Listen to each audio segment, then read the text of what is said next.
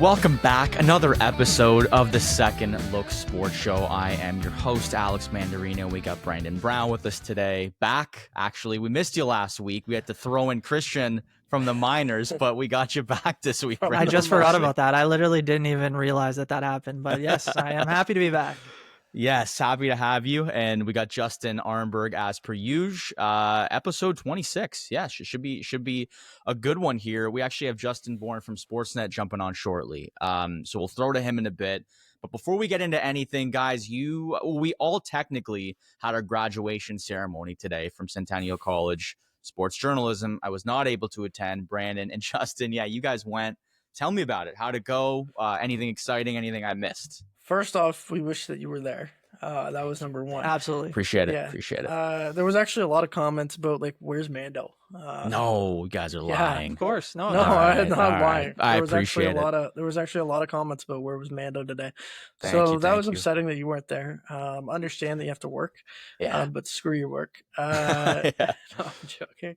But yeah, Grab was great, man. It was a fun time. Got to catch up, see everyone.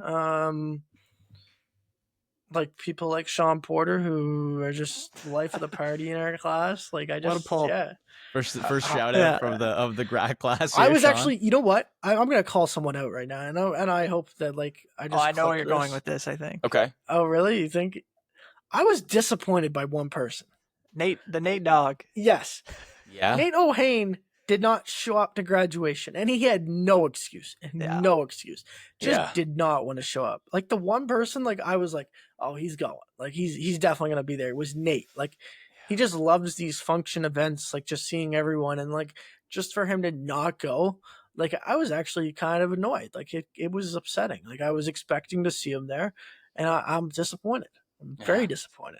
Oh, couldn't agree more. I think with Mando and Nate not there, it definitely felt like a piece of the The two core. roommates from Yeah, Florida. that's a great point Yeah, too. It exactly. was just, we missed you guys for sure, but it was a fun day. It was great to see everyone, and hang out and kind of celebrate all the work we put in last year. So it was great to take part. And obviously disappointing and sad that a few guys couldn't make it, but it is what it is, and we move on now. Yeah, no, absolutely. I'm glad it was a good time. I saw some squad photos, which was great to see everyone. It's been a while since we've all been together, and likely, we'll get group functions together, but it might not be quite the same large group. So Yeah. I'm glad you guys got a chance to see everyone, and it was a gorgeous day for it here in Toronto. Eh? Yeah. Like, perfect weather. True. Awesome. Very nice weather. I actually am gonna call out one person, and that's Ian Finlayson. And the reason I call Ian out is because I'm looking at the photos, and I'm looking at everybody's outfit. Oh and wait, I'm looking no, down. no! You gotta call the man out on this podcast as well. I Then. also wore shorts because I was not dealing with the heat today. So I get where you're coming from. But, Well, so yes, shorts. So you strategically placed yourself then, Brandon, because I think I was in the back. In the back, You couldn't see. Very I smart. have some move. photos where you can see my legs. I think Malcolm made a comment too. I was like, man, I don't know, but it is. So it was just it felt like the play today. So Yeah, my I don't blame you. my lovely other half, Sarah, I asked to wear shorts. I did, and I was rejected. I was told no, Too you're bad. not allowed to wear shorts. So yeah, I mean, I think I there guess was the photos definitely- turned out good. Yeah, like I think Yeah. I sacrificed maybe some of the look Yeah. to just be a little bit more comfortable. More comfortable. Yeah. And I think, I'll go back and forth on it, I'm sure, over the next couple of days. But it was, I think in the end, I think it was worth it. next couple of days. To Yeah. You get a photo from chest up. It's like nothing ever happened. You wouldn't even know. You got the grad gown on. Ian, though, I'm calling him out shorts, but also like he had the Jordans on. I think he had like the Jordan. yeah, 1 he did. series. Oh, that's his style, yeah.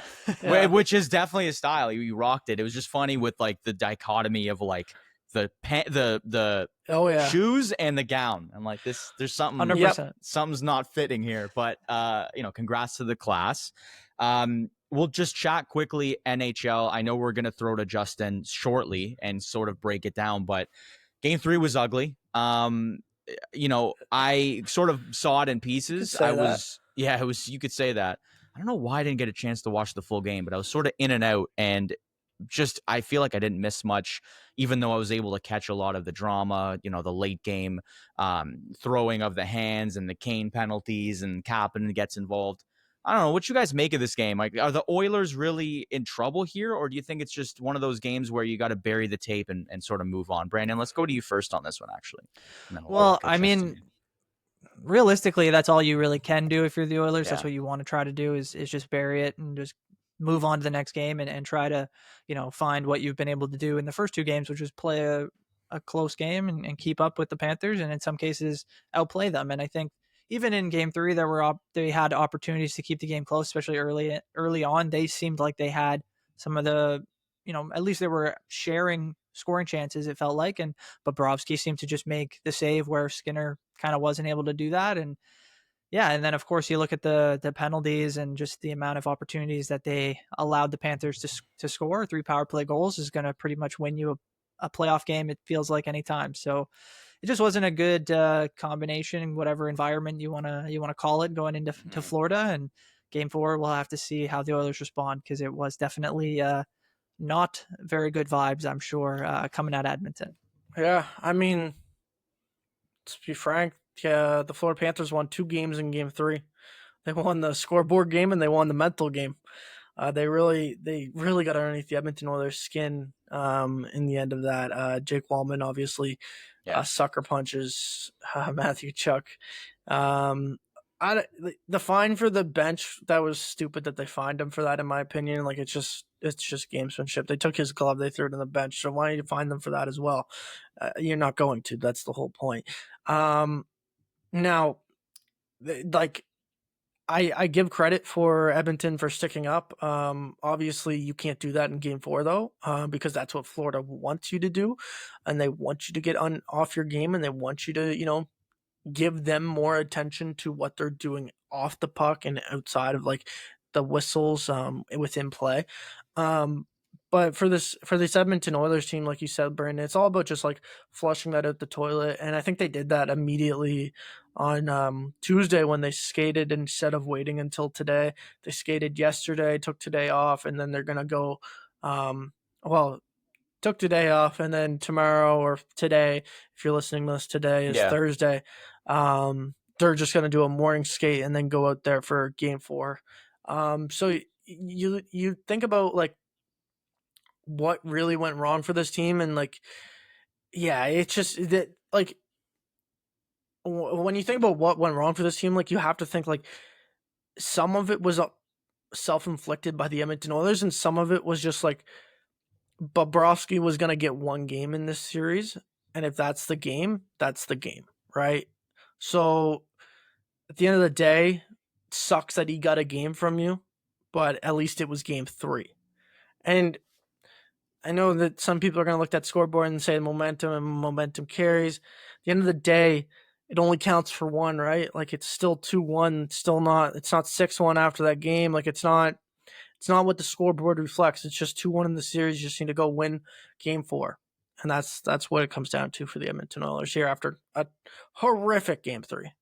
I think a lot of what you said is right, Justin. The only question I kind of have, and it's fair to kind of think of this, but maybe just because you look at the score being 6-1, I don't really feel the same. But I don't even know if that's like a game Bobrovsky necessarily stole. I still think he might have another one where you see a game like, what was it, game 5? No, game 5 for the Leafs was bad. I think it was 4 when Wall played out of his mind, and he lost that game. But it's one of those situations where I think he still steals one for you. Game 3 in the Leafs series, he won that. Right. He won that game because multiple times in overtime, William Nylander has opportunities to end it and on a breakaway, and he just shuts the door. So yeah, like that type of game.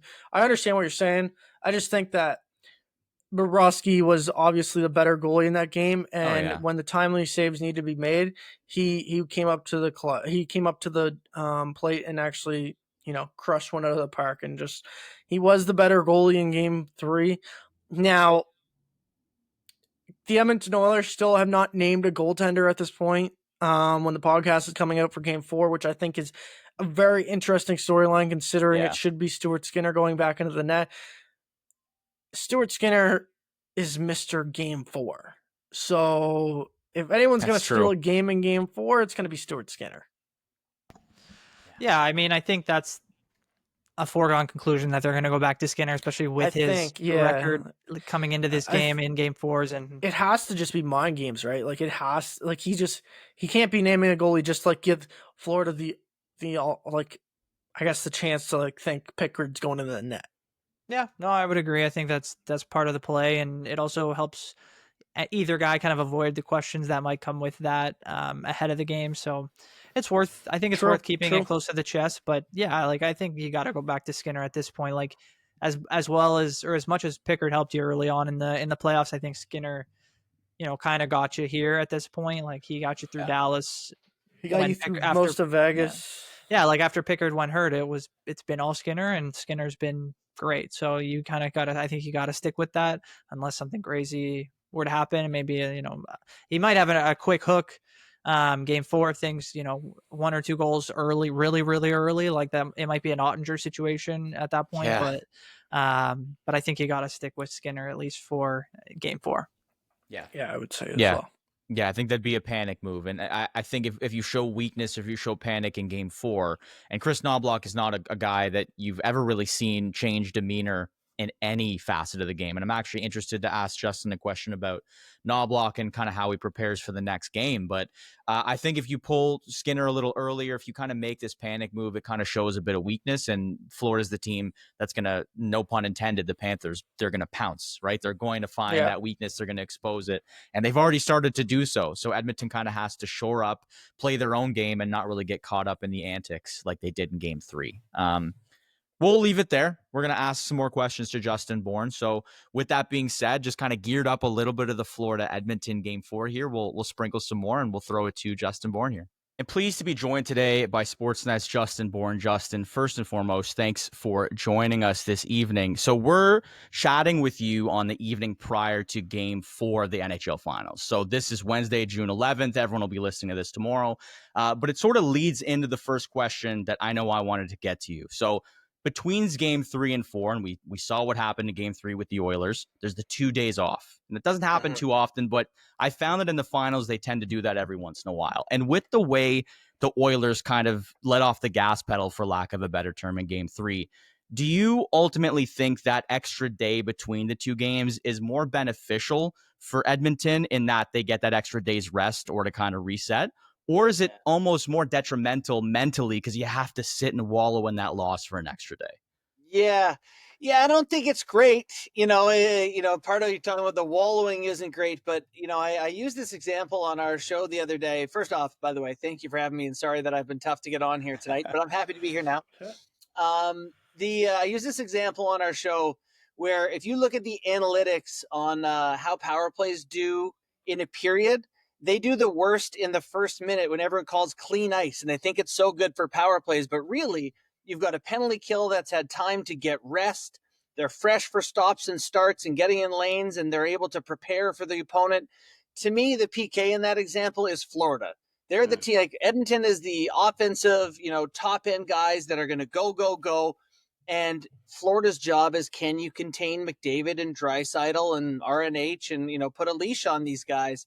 And so I think of it as like a well-rested Florida is tough for the Oilers. They're always in the right spots. They slow you down. They're so frustrating to play. They forecheck like crazy. So, I'm not by any means writing off the Oilers, but I do think, when it comes down to rest, it does help Florida. Mm-hmm. So when we take game 3 and we dissect it, I guess, and look at what actually happened, we know that not only did Edmonton lose the actual game, but they actually lost the mental game. Do you think that going into game 4, Edmonton just has to put the whole, I guess, physical side of the game to bed early and just stay away from that as much as they possibly? Obviously, there's going to be moments in the game where they have to stick up for themselves, and obviously it's the hockey code. But is there moments where they cannot have what happened in game 3 to them happen in game 4 to win the game, or is that going to be possible to win? Yeah, I do think it's you hear teams say that phrase that is so cliche, but to flush it, throw it out, you just move on. But you think back to the Stanley Cup Final last year, I think people forget sometimes Florida got trounced twice. Yes. They lost 6-1 and 8-1. Yeah. And they won the Stanley Cup still. Like it didn't necessarily mean it was like a complete death blow. So you have to just act like the next game's a new game and you have another chance at it. My major concern, if I were coaching the Oilers right now, is I don't think you can go into a game against the Florida Panthers being like, watch your sticks, take it easy out there. Like I just think it gives them license to do what they always do. It gives them more space. It makes the game easier on them. I think you have to keep playing hard and physical and hope the calls go your way next time. Like if you look, I think in the regular season, the most penalized team in the NHL was Florida. And then you get in the playoffs and the refs call less and they try to even it out. And so, like, there's an advantage to being the team that just continues to take infractions, challenging the refs to call it. So I would hate to tell the Oilers, careful out there. The last thing I'd want to put in their head, I just go be yourselves. And if we take a couple, we're going to have to kill them. I do have a follow-up to that, though, just on the sense of you're talking about, like, less calls.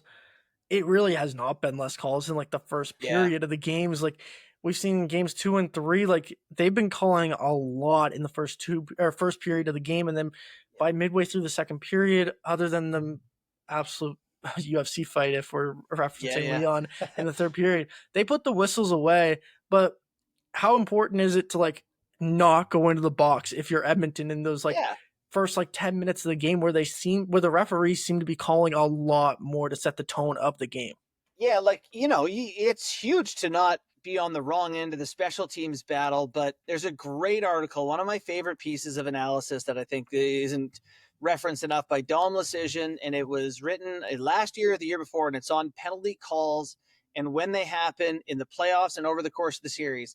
In games 1, 2, and even 3, there's a lot of calls. Like refs try to set a tone. This is not going to be a mayhem out there. We're calling this thing tight.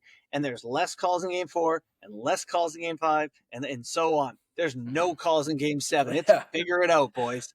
So, I think, and it happens over the course of a game too, that there are more calls in the first period, less in the second, less in the third. So the deeper you get into this series, I think you have to just hope that continues, or not hope, but at least play in a way that assumes it's going to continue, because it's historical, this data, that refs don't want to be the one who decide the game. Now, the one catch there is if it's Wes McCauley, because Wes, it's his show.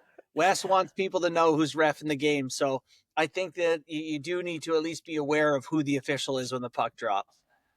Yeah, and I mean, how much do you think that helps Florida then? Because you wrote about it today that they have such a rare combination of toughness and offense and defense and goaltending.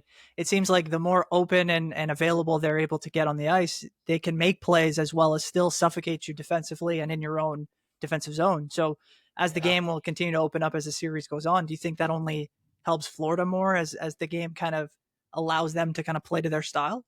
Yeah, I totally do. And so then this series is like, how does Edmonton win this series? It's only 2-1. And every time we count them out, for years now, the last couple of years, they don't die, right? They don't go easy. So how do they end up winning this series? Like, is there another path aside from David and Draisaitl have 14 points between now and the end of the series each, and Stu Skinner blacks out? And I could be back on the show with you guys in 14 days, and the two things I said could have 100% happened, and they could have won the cup. That might happen. But beyond that, it's hard to be like, boy, Janmark and Kapanen got hot. And, it just doesn't seem like that's how that story ends. So, yes, if it remains like it is and there's room out there, Florida's going to pick them apart. They have 6 guys on their team who have Selke votes in the past 2 years. And, 4 or 5 that have Hart Trophy votes, and they're pretty loaded, boys. Yeah. It's one of the deepest teams I think I've ever seen in terms of modern NHL, because like what they've been able to do with the salary cap and like how Bill Zito, there's so much on this no tax state, and like Bill Zito gets an advantage there, but honestly, like he's done such an incredible job with like constructing that team and like getting contracts signed at perfect times where it looks like absolute bargains in like 2 to 3 years with these guys. Now, going back to game 4 for the Edmonton Oilers, who needs, like, obviously we have 97 and 29 that Yeah. are going to have to play better. But who needs to be that third guy without Hyman in the lineup that needs to step up? Is it Kane? Because it feels like it has to be a spot where Kane has to come in and deliver what Hyman was doing for the first 3 rounds of the Stanley Cup playoffs. That's it. I mean, that's, the lack of Hyman thing is actually really sad, because I feel like not just for the Yes. Oilers and their fans, but we all deserve to see the best on best. And it felt like we got the 2 best teams. And Hyman is, last year in their playoff run, I don't know how many goals he scored, but I know regular season and playoffs, I think he scored 70 times total. Yes. So, yeah, he did. So you take that out of the lineup, and not to mention he's the guy who hits the most for them. He will fight. He's physical. That's a massive loss. So yes, Kane needs to be that.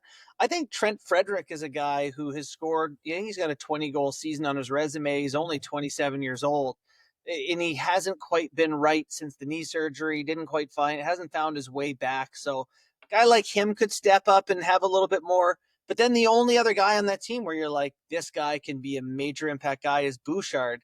And he has been awesome. Like, he's a great guy, a great player for them. He needs to continue to provide offense from the back end, like at least a point per game type of guy. They, as much as I talk about those top guys, they're going to need some help from other places. So yeah, it's tough without Hyman. Yeah, Brandon referenced an article that you wrote, your most recent article, that kind of dived into the idea that GMs are going to start looking and picking apart and copycatting, Panthers, there's no pun intended there, but, that style, that structure, and the way that teams build. So mad I missed that pun in my article. I know. If your editor could sneak it in there last minute, I had to make the change. No, but, obviously that can't just be replicated by grabbing Panthers players, as you mentioned, and kind of slotting them into places that teams are missing. It's a culture, and it's built by committee. But I'm just sort of curious, when you pick apart this Panthers team, where do you think that culture really started? Was it bringing in Paul Maurice? Was it Tkachuk that kind of, do you think, brought it in? Or was it just the emergence of a bunch of guys at once? I'm just curious if you have a thought on where this culture and kind of where this team structure started. God, I love that question. I think it's a fascinating one to pursue. The year before Paul Maurice got there, they finished first in the NHL in goals for and 12th or 13th in goals against. They were really good. I think people forget how good they were pre-Maurice. But then Maurice got there, and the next year they were first in goals against and 12th or 13th in goals for. So they kind of flipped how you would define them as a team when Maurice got there. Tkachuk's certainly a big part of that. And I think part of it with Tkachuk is like, my whole thing is these teams that win convince great offensive players to play defensive hockey. Because in playoffs, you're just waiting for an opening, and you need these skill guys to be able to put them away. We talk about the Leafs on our show. You think about the breakaways they get against Florida in that last game. It's Lorentz and Lawton get their breakaways, I think. Yeah. That's not the same as Sam Bennett getting your breakaway. Or, so they have these skill guys that have committed to playing defense. And so I think Maurice gets credit there. But then when you get the buy-in from guys like Tkachuk and Bennett and Reinhart, and I think you get the buy-in because Barkov has always done that. Yeah. He is, you said for years in Boston with Patrice Bergeron, geez, I don't know what it is about their culture. Whoever steps into Boston it works. They figure it out. And Bergeron was always there for them. In Pittsburgh, for years, there's that great tweet about Mark Donk and Buzz Flibbit have 60 points with the Penguins. And who are these guys? But it's the culture there that Crosby set, because he played the 2A game. And that, to me, is Barkov, where you have a guy, the most important guy on the team, who does it. And so how can you say you're not going to do it? I think that's kind of the head of the snake there. Especially when you're a guy that's only, you're making $10 million, but you're still underpaid at $10 million. Yeah. He's been incredible for the Florida Panthers, setting that culture. When talking about the Florida Panthers, we can't not talk about Brad Marchand. Like, Brad Marchand, what a perfect fit it was. Like, everyone at the trade deadline knew this was going to be the perfect fit. Like, Leafs fans did. Yes, exactly. Leafs fans knew exactly the moment that they traded. The chance of the cup was basically locked, sealed, and delivered at that point. But has Brad Marchand played himself into a pay increase? I would say, like a upgrade in pay. Everyone I've talked to about it says he's getting $8 million. he's 8 times 3. Who wants to be the team to pay it? And I think if you're for almost any team with a serious Stanley Cup chance, how could you not willingly do it? It's funny. I watched him in the Four Nations, and I was like, he can't play at that speed. If the game is too fast, he's not able to keep up. But in NHL playoffs, you don't have, they're not all-star teams. These teams have third lines and fourth lines, and there's your D, you have second pair and third pair guys where Marchand can still get in behind him, get these breakaways, get his chances, and he's just too smart. So yeah, I think you'll have teams lining up to pay him. So he probably gets up to that $8 million mark. Does he do what everyone else has done in Florida and say, yeah, I'll do it for 6.8 here or whatever, it ends up being? I could see that happening for sure, but there's no doubt that someone like myself went into this year with questions. Four Nations, I was like, he can't keep up anymore. You watch him playoffs, go, oh right, yeah, he's still that guy. Yeah, like it's something about showing up in the big moments, and some players have it, some players don't, and just something about him, he's always had it. Like I remember watching him at the 2016 World Cup of hockey. Yeah. That was Canada. I'm pretty sure it was against Finland, and he scores the game-winning goal with like 20 seconds left in the third period. And like at that point, like he wasn't like a guy that was supposed to be on that team. I don't think like he wasn't like a massive like name that was like he's locked to be on just that team. Coming into his like Hart Trophy vote years. There. Yeah, exactly. And like ever since then, it feels like the career of like a Hall of Famer has taken off, and he's just been the instant killer for a lot of teams. Yeah, he's got those Justin Williams vibes, right? Like where it's just absolutely unfazed, big game sort of player. It's going to find him somehow in the big moments. I actually have just a quick question like about him. Do you ever get annoyed with his off ice antics, like about like praising all the time? Yeah. All the time. Like, I see them like shooting the rats at him after the game. I'm like, the guys enjoy that? Or is that funny to someone? Like, I don't, but there is something that he's like not afraid to put himself out there. I think in the last game, the Oilers took 4 penalties in the first period, and he's going to the bench like after they score, like, keep your composure, keep your cool. Those sort of chirps can come back and bite you, if it doesn't go well, but he doesn't seem to care or worry if he gets embarrassed. Like he lays it on the line and lets it fall how it may. And that's an admirable trait in anyone. Yeah. Like even like last year when the Leafs came back from 3-1, it just didn't seem like, I know he said like after, I think it was game 3 or game 4 when he said like, you could see him on the TV. He said it's over. Like they're done. And then like they come back and they tie it. And obviously everyone knows Boston wins game 7, but like, it's still at that point, it didn't seem like it phased him that like those words had kind of like he had kind of shot himself in the foot there in the mouth, and like they came back, but like he's just the killer, man. I don't know what it is about him. He's got that killer instinct. Yeah, and how do you quantify that? How do you value it? If you're a GM, like, are you sure you're going to get that? Like, I always worry about paying someone who's done it in the past rather than what you're going to get in the future.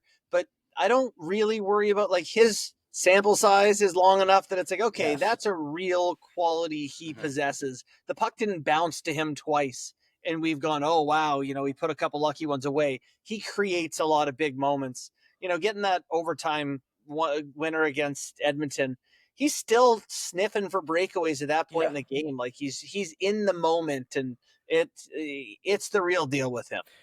Talk about not a big sample size. I think one of the player that everyone comes to mind is Sam Bennett. When you talk about the sample size there, his first year hitting 50 points. Before he went to Florida, he was a bust. He was known as a bust. He was not known to be a great 4th overall pick as what you hope to get out of a 4th overall pick. Yeah. Goes to Florida, he turns his career around. He turns into one of the best playoff performers. Is he worth the money that he's going to get? Like, I think when looking at him on a contract, you're more so not paying for the regular season. You're paying for the playoffs with him. Was that right? Yes, it is. And I'll be honest, like I am really torn on this one. It depends what the number is, but the agent for this guy, the agent that seems to be trying to establish, I think in psychology you call it like an anchor, like an anchor number, like people float it out there and say, oh, he's going to get 12 or whatever. And then when people get him for 10, they feel like they got a deal. Yeah. It's like, are we going to have a 50-point guy, $10 million?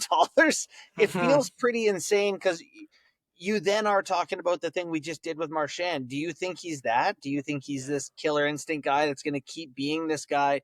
There is part of me that's like, all right, so let's say you give him 10 million times 7 years or something like that. And this is his career high in points. So now he's a 40, 45 point guy who is like, how much better is he than like Scott Lawton at that point? It's like Scott Lawton plus a few points, plus a few hits. Like, it's just, there is a downside to a Bennett contract that's very real. I want this Conn Smythe Bennett on my team. I'd pay anything to have that. But I don't know. How sure are you that you're going to get it? The Bennett one totally scares me. Yeah. Is that your pick, by the way? Just sorry to jump in, Brandon. Would that be your choice? I mean, I tried to do some research. I can't think of another time a pending UFA has won a Conn Smythe. It hasn't happened. Is he your pick right now, or do you see anyone else kind of surpassing him? If the Oilers win, clearly, but who's your pick right now? It is him, but I will say I've kind of been making the case. Like, if you could say, like, if we go in a time machine, go back to the start of every game in this series and rerun it without Bennett and then rerun it without Barkov, is their record better after which, it's like Barkov plays 4 more minutes per game than him against the opposing team's top line so that he is free to do his thing on the against second lines. And, to me, Barkov probably the more important player, but Bennett's got 14 goals in 20 games. The bigger moments, the more highlight reel worthy stuff. He's definitely going to win it if they just win the next 2 games. Yeah. So, do you, Brandon, go ahead if you had a question. Well, I was just going to ask, like, what is it, Justin, that you made? Like, what do you make of Bennett's ability to just kind of turn it on? At least we've seen in the last couple of years, and do you think that's sustainable whether he stays in Florida or go somewhere else? It seems like obviously in Florida that's the more likely spot because of everything you just outlined with his ability to play on a second line and kind of contribute in a different way. But I wonder, like, do you think we see him maybe have a more productive regular season going forward, or do you think it's just this is his level and he's just able to turn it up in the playoffs? Yeah, it's tough to see me thinking that there's a level beyond this. He's 29, if I'm not mistaken. Yeah. I believe that top pedigree guys can be better later in their careers than, just guys who have nice peaks. Like, you look at whether it's Jason Spezza reinvents himself or Corey Perry or Brad Marchand. These are guys who came into the league as like, these guys are players. We knew they were players when they showed up and they were players. Bennett was a really high pick. He was a pedigree guy that people expected to produce in the league. It did take him a lot longer to find his footing than people expected. But I got to believe, if you're a team that's not Florida, that means you can get him for 7 years. I got to believe Bennett's got 4 years here where he's going to be this Bennett, right? Mm-hmm. Yeah.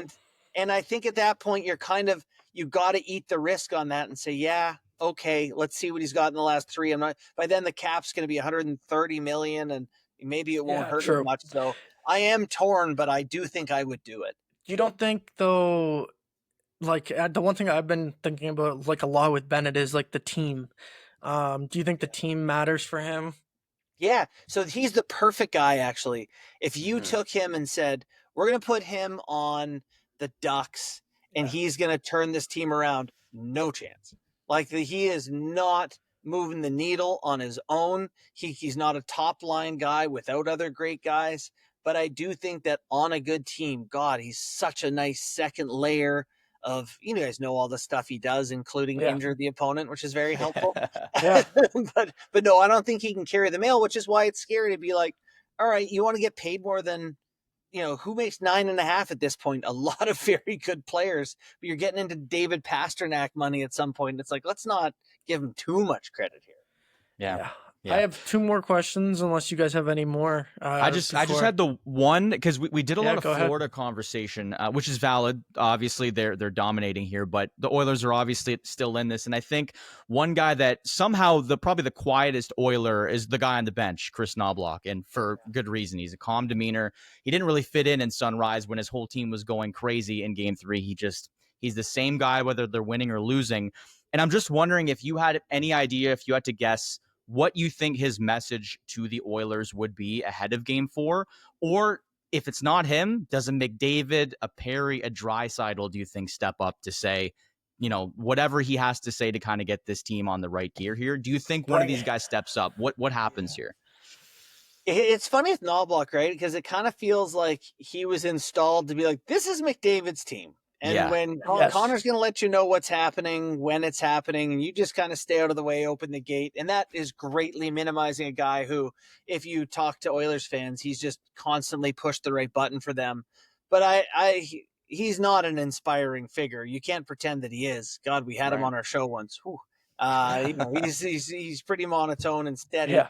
So I do think that has to come internally. And none of us, we're all thinking about the McDavid dig in thing, we know how bad he wants it. And we just talked about how Barkov is the guy who people go as he goes, and Crosby said his team's culture. And I think Nate McKinnon does that, and Bergeron does it. I think McDavid does that too. So it's going to come from the players in that Oilers dressing room. And the only thing I'm curious with Knobloch is if he goes back to Skinner or goes with Pickard, but that's the one I'm waiting on. Yeah, that's the thing that did very surprising. Like, he hasn't committed to either goalie. You would assume he's going back to Skinner for Game 4 at this point. Stuart Skinner Game 4. It's like Klay Thompson in Game 6. It's just he's unbeatable. Like, it's crazy. But my final 2 questions for you is right now where we are in the series. Like, I know when you made your pick, like, you might have thought a little bit different, but right now, where are you sitting with your pick? Are you feeling okay? Are you feeling edgy with it, or what? I feel like Florida's going to win the series. I didn't, I picked Edmonton to win the series, but the lack of Hyman is noticeable. Skinner hasn't been as good as they need him to be, and Florida's healthy. Like, there's, you look at their lineup and it's just like, they've barely played. Like, they outside the Leafs series, I think they played 2 5-game series. This series it started June? I don't know. It feels like June 4th. June 4th, and they had 6 days prior to that off. Yeah. 6 days, and then now multiple days between games, multiple times. Like, I just think they're kind of at peak capacity. It's really hard to see them losing 3 out of 4 times now. I just follow up that. If Edmonton wins Game 4, they even the series up at 2. Does that change your, or do you still think like it's Florida's at the end of the day? Like, we're just going to see it. It's like, is Skinner red hot? Does he make 40 saves? True. And, it's if they sneak by, McDavid scores 5 times and they win 7-6, and Skinner still can't stop a puck, I'm not believing in him. Different story. I think it depends how it happens. A week and a half ago, like, everyone, including myself, was like, history's just rewriting itself here. Like, it's Gretzky, it's Crosby, and then it's McDavid. He's going to do it the exact same way. And Florida might just be building a dynasty. That's what might be happening here. Yeah. We can't let you go because you obviously run a show called Real Kipper and Bourne with the Leafs Hour. Obviously, Sammy's like very passionate, I would say. He's been passionate about this all season. So is Mitch Marner, the whole situation right now.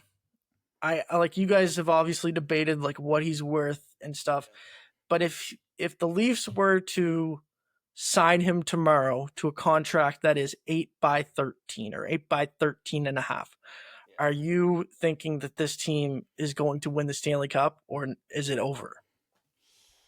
Yeah, God, man, this one kills me. It's like, that's like kind of the exact number where it's like, with Marner, it's always felt like he's just need to wring that extra 2% out of them, where it's just like, it's not helping us. Like, maybe he's worth it, but it's just not helping. and your problems are Yeah. kind of the same. It's at that point you would have to know, like, are you then trading Nylander, and not bringing back Tavares? Like, you cannot bring back the same hockey team. Like, No, you can't. You can't, and not even the same team. You can't bring back all the core guys, and just being without Tavares is not the answer either. So, if you bring him back, you'd have to tell me you're trading Nylander at that point, which listen, fine. Just something's got to happen here. Something's got to give. Mitch's contract happens to be up, but I think he'll end up taking $12 million somewhere else, and at the end of the day, the Leafs end up having to kind of figure out how to do it from there. And if it is bet on guys like Bennett and Marchand and hope they want to come to Toronto, they may have to throw some dollars at them. So I wish I know more info than anyone else. It's just like, Yeah. I hope they have a good offseason because they need one, boy. Yeah, exactly. Like they desperately need one. Obviously, we know that Brad Treliving wants to change the DNA. We're gonna see what his DNA is made of this offseason as well. Right. It's an offseason that's just gonna be. It can be disastrous, or it can look like they won the offseason. And by July 4th, we have a show the day or two after free agency, and I'm sure we'll have a full conclusion on whether they're going to win the cup or not. Okay. Yeah, like it's Oh man. it's either going to be you take Marner's money that you would have used on him and I guess liquidate that into multiple players to make a more balanced attack up front, or you go and you sink the money into Marner. And I have one last question. Yeah. For a team like for Marner, this is like I've said this to a couple like Leafs fans because I'm a Habs fan. I grew up on the East Coast.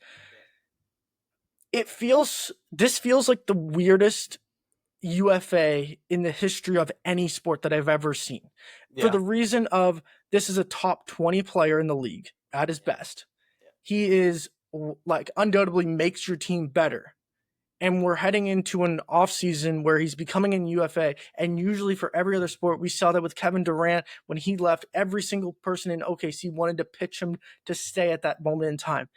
And instead with Marner, everyone wants him out of town. Is this like the weirdest thing for like the biggest UFA possibly to hit the market since Tavares? Yeah, it's funny when you look for like NHL comparables, people are like, well, Artemi Panarin went to market. And it's like, yeah that's not Artemi. He wasn't winning Selkies or, he wasn't up there. And, you try to think of the other big names. It is pretty unheard of for a guy at this point in his career. And to also have the team be like, we're not really sure if we want him either. I wonder how much that permeates other teams. Like, guys, they're not watching Marner in the playoffs. Yeah. They know what's happened. So are they having the same conversation? Hey, are we sure? We're Anaheim. Are we sure we want to do 14 for a guy who doesn't get points late in series? Or, I'm sure those conversations are happening too. So I'm curious to see his priorities. I think we're going to find out what he values by what he does on July 1st. Yeah, it'd be an interesting 100%. offseason. Boy, it'd be weird to see Brad Marchand in blue and white too. If that ends up happening, just to be an interesting offseason nonetheless for this feels like team. it's going to happen. I feel it, not Bennett, but I think it's going to be Lock Marchand. it in. Let's Let's He go. said he would. Let's see it. He said he was open to anyone. Yeah. Whoever's willing to pay. Yeah, we'll see. We'll see. Money. But before we get to that, obviously, we still have to wrap up this series. So, Justin, thanks first and foremost for joining. I know it was a crazy night for you, but we're really glad you were able to take the time. So we really appreciate it. And we're excited just as much as you are to watch Game 4 and the rest of the series play out. And we'll see if we get the first Canadian team in a few years to take this one. But if not, appreciate your time either way. And we'll talk another time soon, I'm sure. Absolutely, guys. Thanks for having me. Thanks, Justin.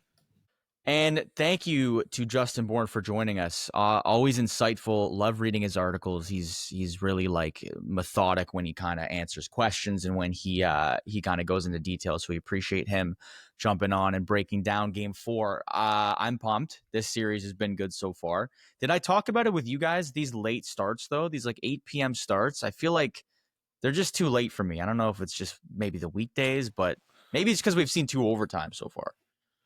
Yeah, it's I don't probably know. that. The You double think? overtime game goes past midnight. That's 4 hours of hockey in retrospect. If you watch from the pregame, that's 4.5 at least. So like it's it's almost as long as the French Open final with Alcaraz Yeah. and Sinner over there. Talk about that. Holy smokes, what a You must have match. watched that too, Brandon, eh? You must What have a been dialed if you had a match. That was chance to. fantastic, and I got to admit, Yeah. I was kind of counting out Alcaraz early on there. Oh, because yeah. Sinner looked fantastic, and then he gets triple championship point, and everything flips on him. So I don't know exactly Yeah, how you like, do. That's a tough look for how Sinner, do you but like, Alcaraz is just so resilient.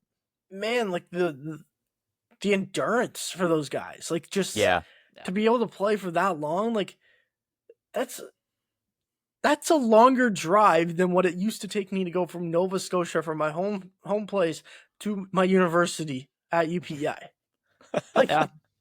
that is it's an hour and a half more to It's play insane. that game than what it is to drive for that long. Like it's just crazy to me how long they went for. Like that's a testament to how good they really are and how much of a young person sport that really is, because I don't think if it's any of the older vets, like it's going that long. I think they're probably capping out after like Yeah. 3, I would imagine, because their bodies just aren't going to last as long as a 22-year-old and 23-year-old. So, but yeah, Well, that's what's so great terrific. about their this like rivalry that's kind of gotten going in the last couple of years is that Alcaraz and Sinner are relatively similar age compared to like when Yes. Federer and Nadal were kind of going at it. There was a bit of an age difference. Federer was a bit older, started to slow down before so we didn't really get to see those two go at it at their peak for as long as we're going to Yeah. see these two guys. So it's going to be fantastic to watch in the next 10 years, like really.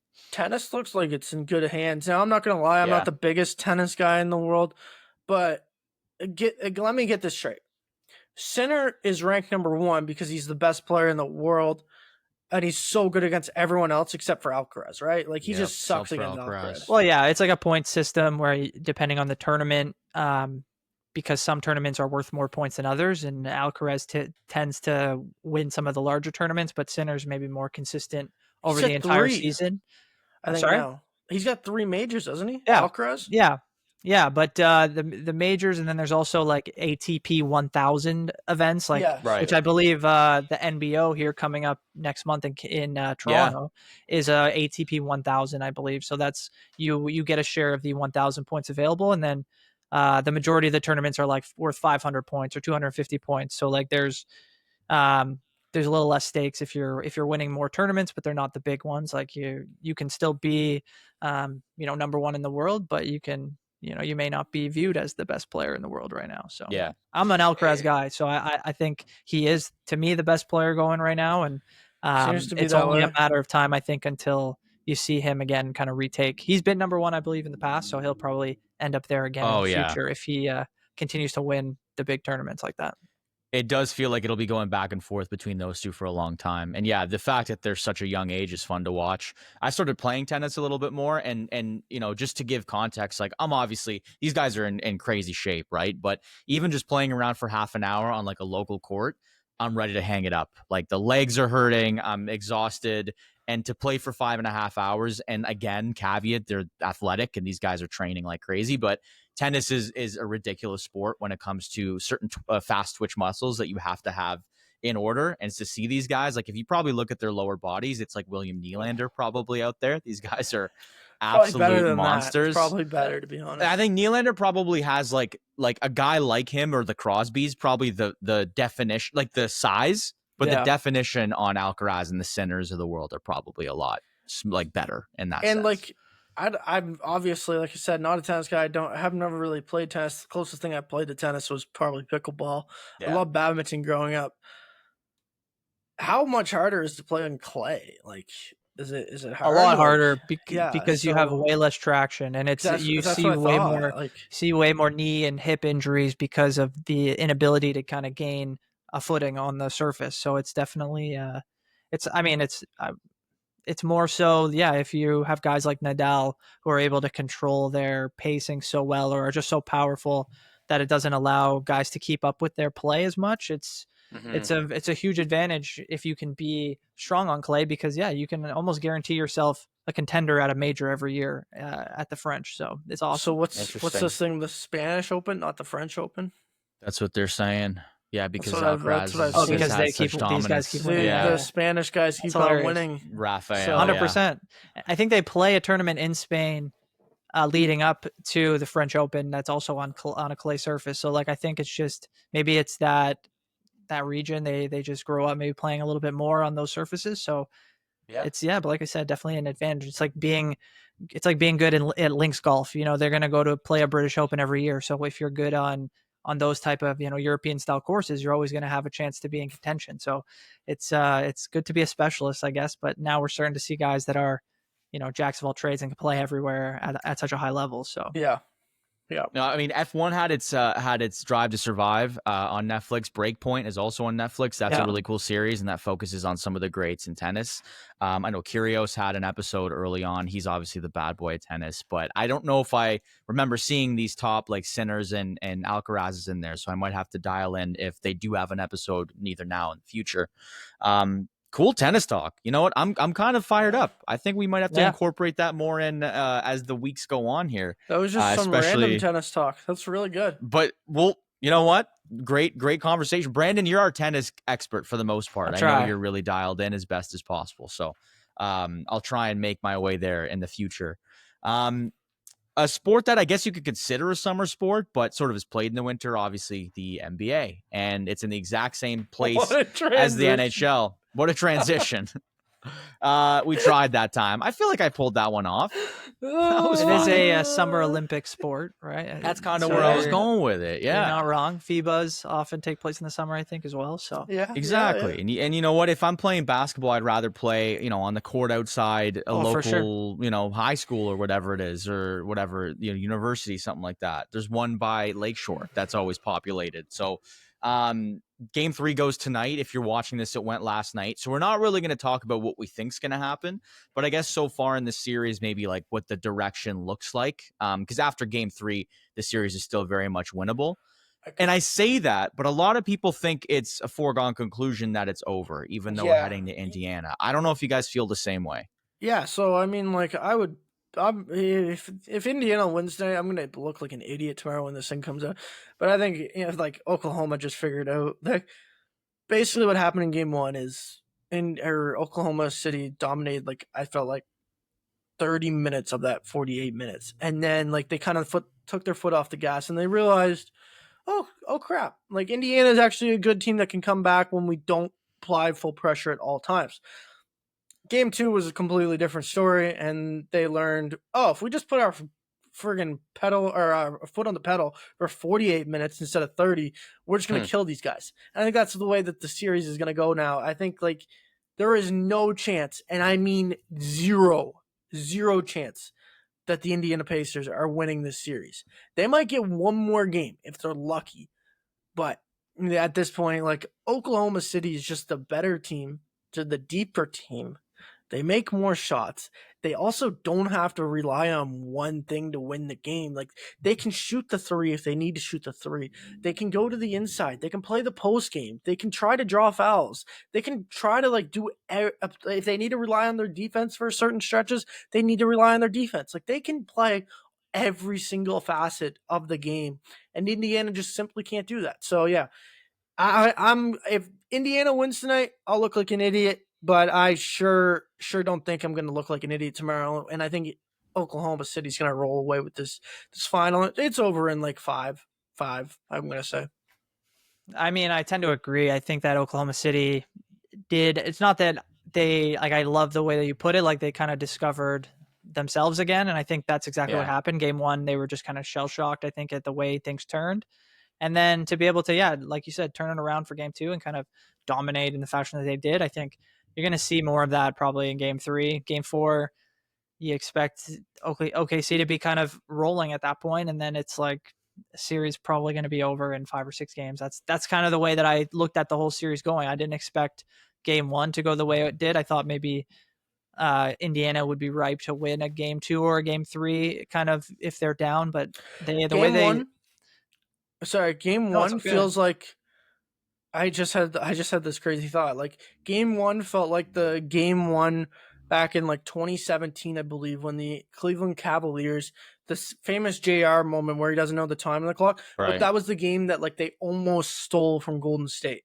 Yeah. Now, Indiana didn't almost steal the game. They stole the game from Oklahoma City Thunder, but then Golden State in that series went on to just absolutely annihilate the Cleveland Cavaliers from that point forward, and it wasn't even close. And that's kind of what I feel right now, and that's where I got the correlation from. Yeah, like Yeah. I think that Indiana needs to stay ahead in the series, like to keep it going. Like if they fall behind, I think Definitely. that's where like you're in danger, because then you need to steal one desperately, and you maybe come out of your shell or play a little bit differently because you're desperate. Whereas I think if they could say win game 3, they're up 2-1, just keep kind of pushing the ball down the road, and maybe they can steal another one, and then at that point, you're one game away from a championship. So I think that's where like this game 3 is huge, and I think if OKC plays the way everyone seems to expect them, they should be able to move on. But I've been surprised, not necessarily surprised, but I don't know if you guys have seen this. I feel like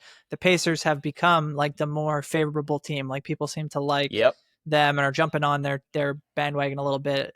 Not that OKC is like a villainous team, but I think that the Pacers are like getting a little bit of love. I didn't really expect that as much. I thought everyone would kind of be like, okay, we want to see Shea, we want to see him win, and that's kind of the way it is. But I think people have kind of jumped on the other side a little bit more. 100%. And I'm a victim to that, because watching game 1, I was really hoping for the Pacers to pull off the win. And again, I think I said this before, like there's 2 Canadians on both teams, so I'm happy to see 2 Canadians win. So that kind of negates everything. But when you have a favorite that's been sort of decided on so like massively, right? Early on, before the series even starts, you talk about Sam Presti, you talk about every player on the team, and they're so young.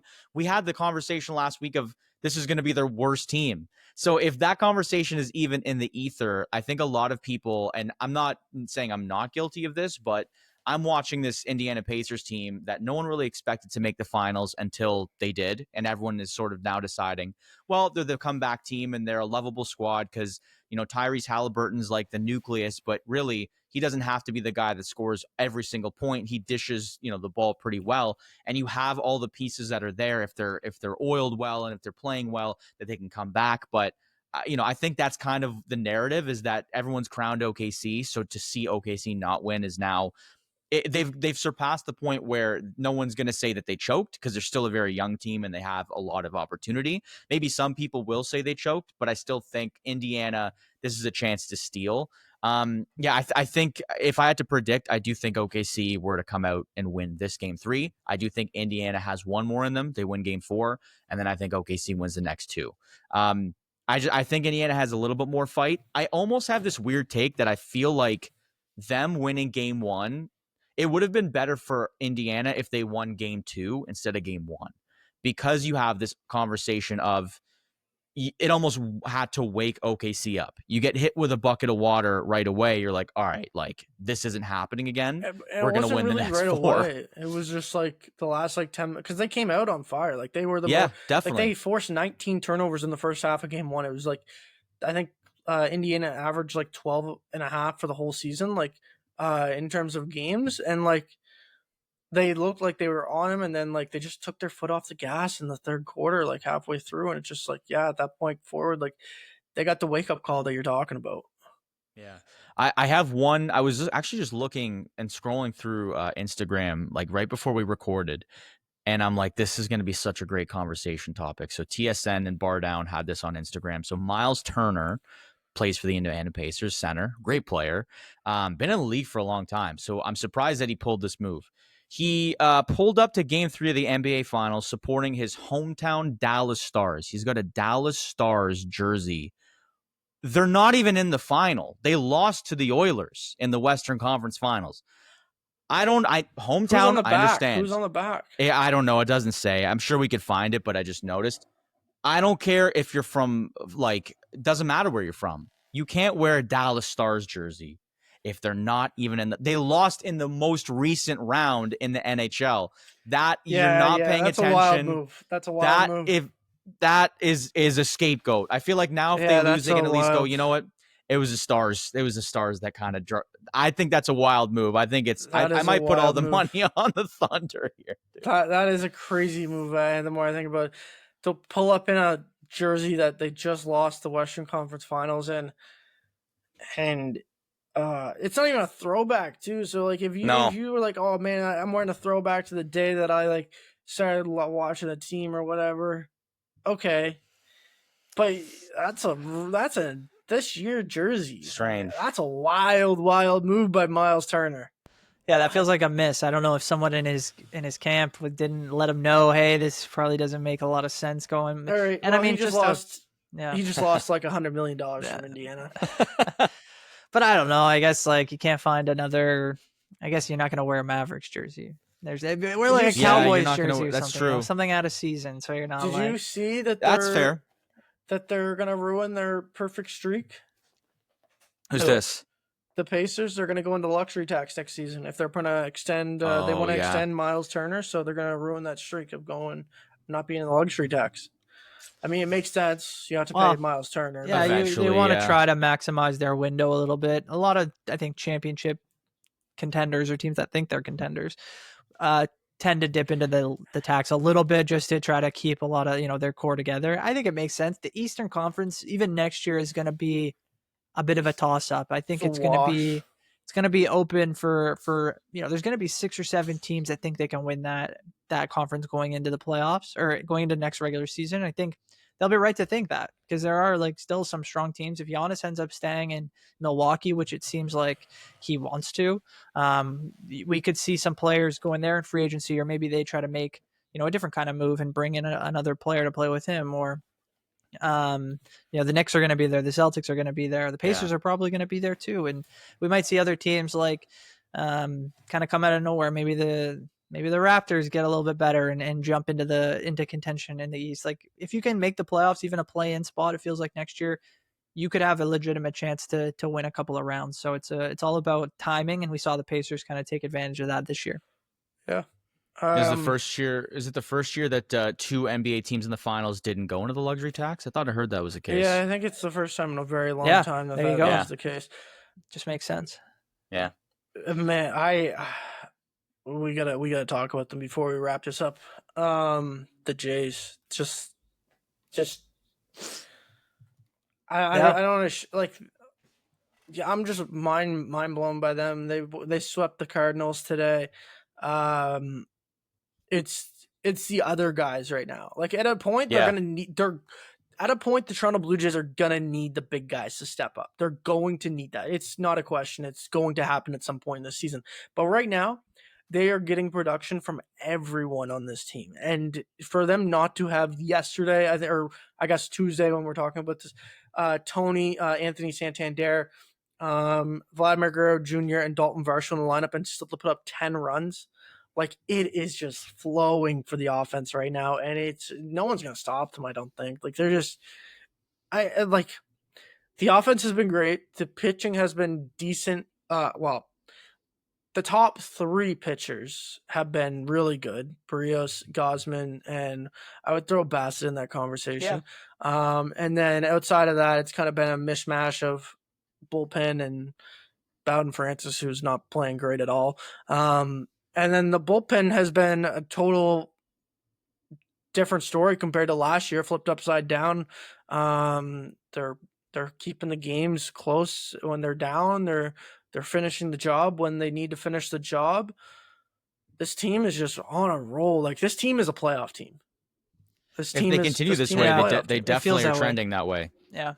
I mean, I think it feels crazy. Like if you told me 2 or 3 weeks ago, like that this team was going to go on this kind of run with Dalton Varsho going back on the IL, with Santander going on the IL, I would never have believed you. And especially without, we haven't seen Max Scherzer come back yet. We haven't seen any been Vlad. Yeah. Well, that's the thing. It's like it feels like it's only really like when they lose that he seems to do something that feels of value. You're 100% right, Justin, that it's like a combination of all the guys kind of at the bottom of the lineup, plus like Alejandro Kirk, who's just been on an unbelievable stretch of hitting right now. Unreal.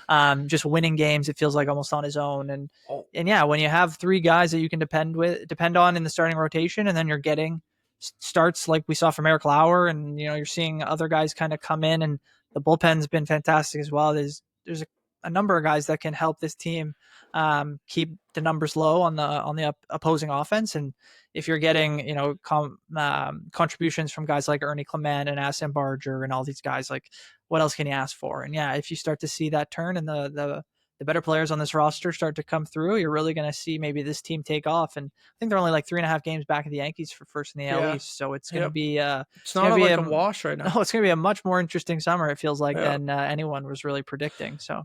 And that's going to be the biggest takeaway. You're going to have to win those games in the AL East. You can say that every single year, but they're winning against the A's. They've played well against the Phillies. You've played well against the Cardinals, and that's great. That's not to take away of what's going on, but that's going to have to stay within the AL East in order for them to gain ground. I think you guys have touched on it, but it hasn't felt like in the past few years those guys that are either on the cusp of breaking into the lineup. Like the secondary guys, the Bargers, like you said, the Clement's one of my favorite players. I don't know what it is about it. If it's the aura around him, I'm starting to love. I love him.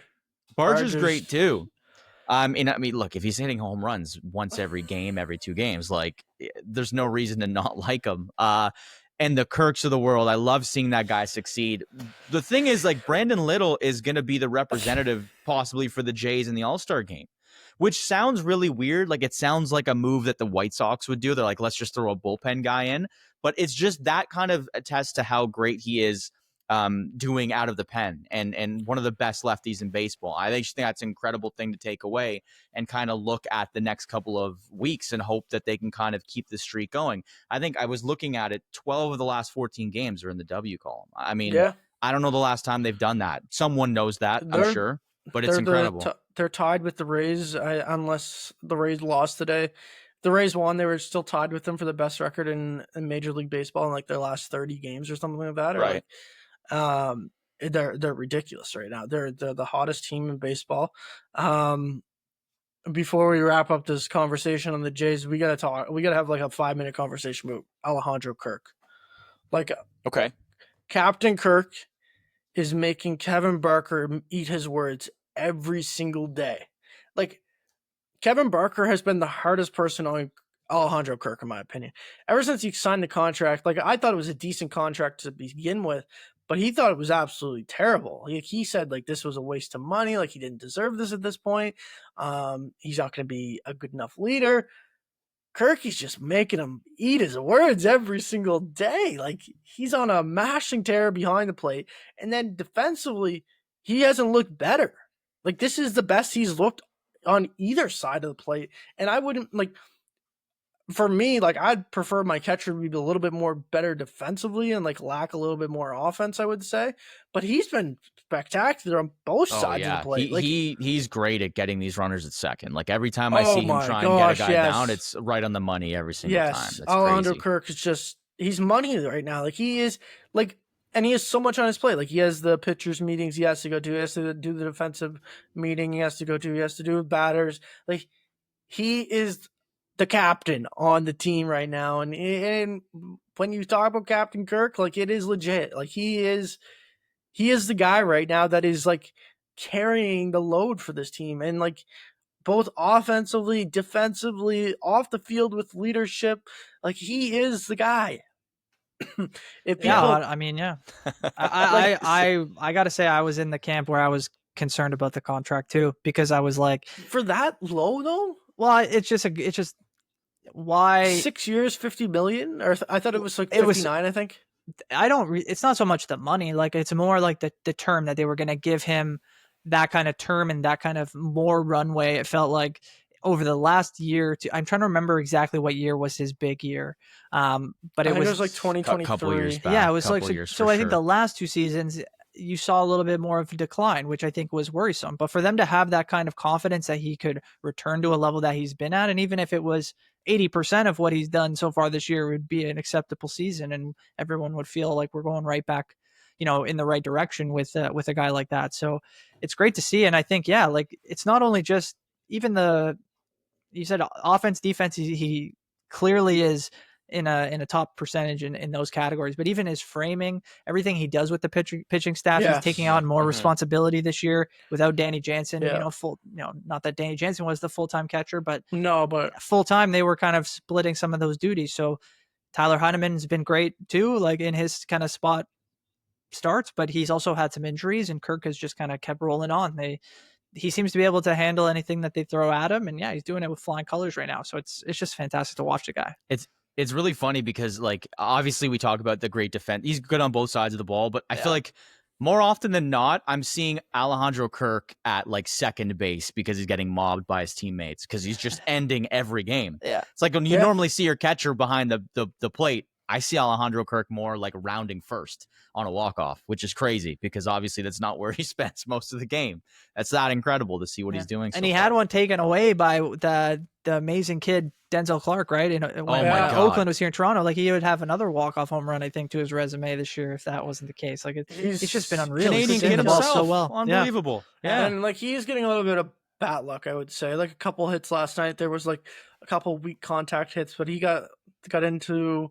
But listen, you're gonna take those breaks, and he deserves them because he's when he gets contact, like it is not just weak contact like we've seen in the past. Like he's really put some power behind that ball right now, and it is impressive to watch him. You got to be good to be lucky, right? So it's kind of the old conversation starter there. So that's where we left it. Exactly. So it's a fun time, at least for one sport in Toronto. I know there's a lot that we might even, if you're listening to this, we went to Justin Bourne, but there's still like the Leafs side of things, there's the Raptors side of things, different story. So it's fun to be in summer and be able to cheer on the guys. Hey, what do you mean? We got Toronto AFC, sorry. Oh yeah, fair enough. There's great things going on in the city. I'm thinking more just what we've talked about so far. As well. Argos Super Bowl. 0-1 though. 0-1. Yeah, they're not winning the Grey Cup. What are they gonna do? You want to hear our CFL talk for the year?